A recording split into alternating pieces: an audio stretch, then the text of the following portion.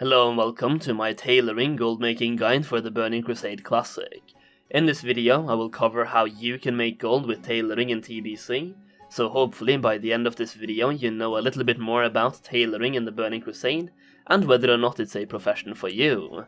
Tailoring is actually quite fascinating in the Burning Crusade, although it doesn't have too many differences compared to tailoring in Classic.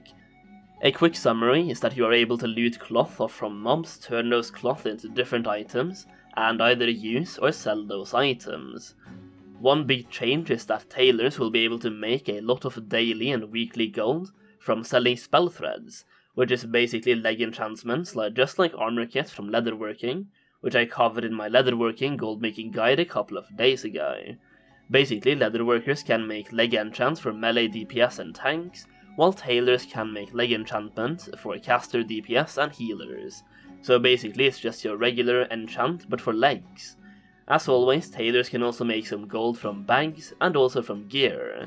Tailors can also start crafting some decent gear for casters while leveling.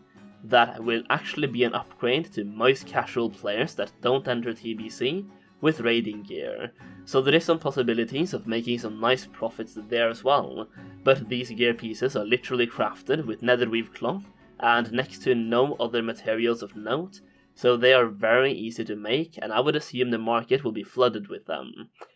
However, once you start raiding you will get access to even more BoE recipes, so you can start selling more lucrative items, some of which are best in slot for that raid tier, and the entirety of the Burning Crusade as well. However, you won't get most of these recipes until the later phases of the Burning Crusade, as they are literally dropped from inside those raids. That being said, as a tailor you can also obtain a lot of recipes from different dungeons, with various drop rates ranging from 1% to 10% drop chance, and some of these items are also best in slot, and they are bound when equipped, which basically means you can craft and sell them. For example, the Battlecast pants and Spellstrike pants are insanely strong, and if you can get your hands on these recipes early on, you will be swimming in gold. Based on these recipes being dropped from dungeons, picking tailoring on a character you know you will be doing a lot of dungeons on might be a good idea, because these recipes is where you will obtain the big gold early in TBC. With tailoring you also have a semi-passive gold making method.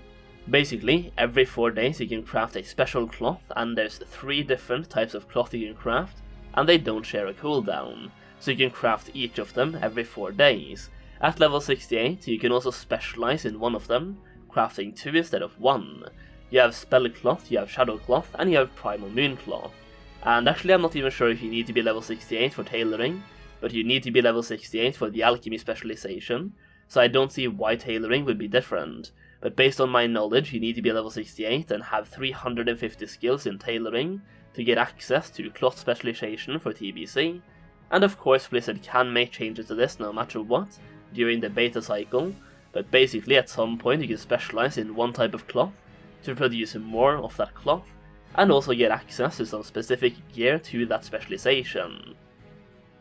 One thing of note is that you need tailoring to wear these gear pieces, so people will craft their own cloth as well, but because it is a cooldown on the craft itself, people will pay extra gold for your daily craft, basically just like the Mooncloth cooldown in Classic, and the Arcanite Transmute in Classic.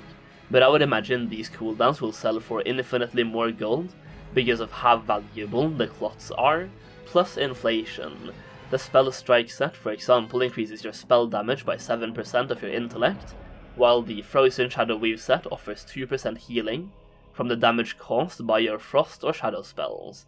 The Primal Mooncloth sets also grants you 5% mana regen during casting, so all of these sets gives you some really strong bonuses, and a lot of people will roll tailoring just to have those bonuses, and people that take raiding seriously will want these sets as fast as possible, which means obtaining Spellcloth, Primal Mooncloth and Shadowcloth as fast as possible, and since it has a daily cooldown, they will pay for other people's cooldowns, which is where you can cash in on some nice and easy semi-passive gold.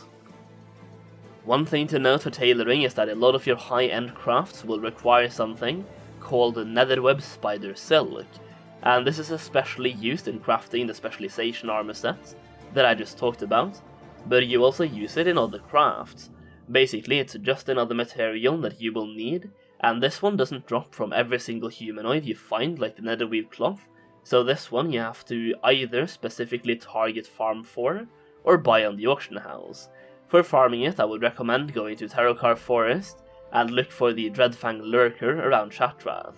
Another option is to run the Black Morass, as the spiders inside there have a higher drop chance, but also requires a group, so personally I would go with the Dreadfang Lurkers around Shatrath. This could also be a really decent gold farming possibility, considering every tailor will need a bunch of these spider silk. So a quick recap here is that tailoring can make a lot of gold from the Spellthreads, as well as tailoring has some huge possibilities for some hidden gold mines from the insane patterns you can obtain from doing different dungeons, and because some of them have insanely low drop rates, if you manage to get one of them you can pretty much print thousands of gold with it. That being said, if you're planning on farming it, you're pretty much playing the lottery because of the drop rates. But you can also just scout the auction house for one of the rare recipes, and buy it if you find it for a price you're happy with.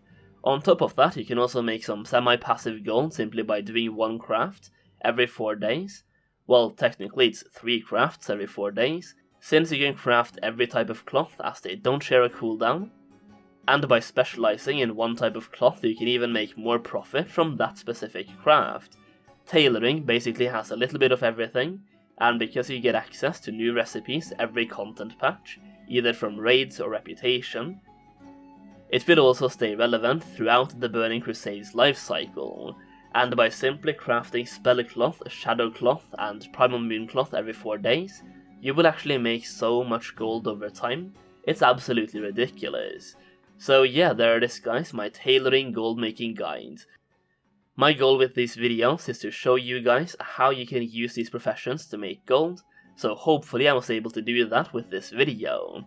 For more gold making information, I also have a Discord server which you can join through the description down below. We have a massive gold making community over there, and we'd love for you to join as well. I do also have a Patreon where I will post gold making advice sporadically, before and during TBC, so for some additional gold making information, you can check out my Patreon, which is also linked in the description. And that is pretty much it guys. If you enjoyed the video, leave a like on it and leave a comment down below about which professions you are going with in TBC. Thank you so much for watching, and I'll see you again very soon.